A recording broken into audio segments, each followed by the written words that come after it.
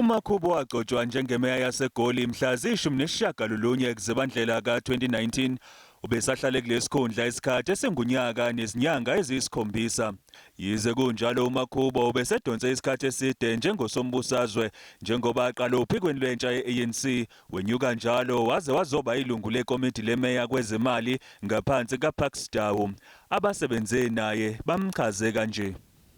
We will remember the regional chairperson as a loving leader, a leader who welcomed constructive criticism, a leader who never took politics personal, a leader who will always seek to unite the African National Congress in Johannesburg, irrespective of whatever challenges we have.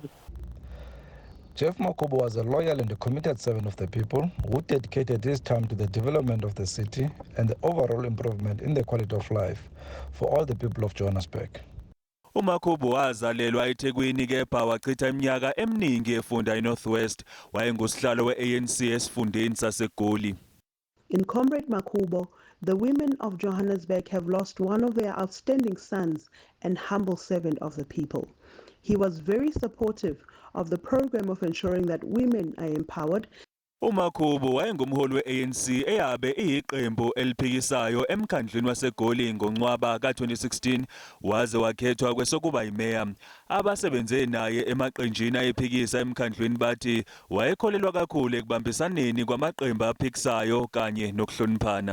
He will be remembered for his conviction that we might come from diverse organizations as councillors. We needed to work together as opponents, not as enemies.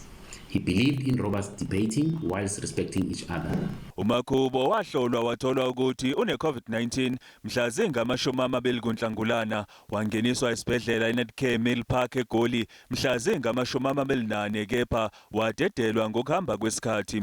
Waphinde wabuyiselwa esibhedlela mhla zi-3 kwephezulu kwabe kuyamenela-ke ukufa namhlanje. Owayimeya yaseGoli uHerman Mashaba uthi ukushona kukaMakhubo kuyisikhumbuzo sokuthi khona ngempela i-COVID-19.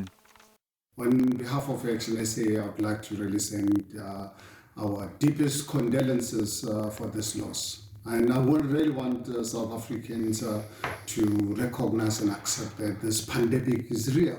And all of us, we need to really take care of ourselves. uMakhubo ushone eneminyaka engama-53, ushiya emhlabeni umkakhe, amadodakazi akhe amabili nomama wakhe.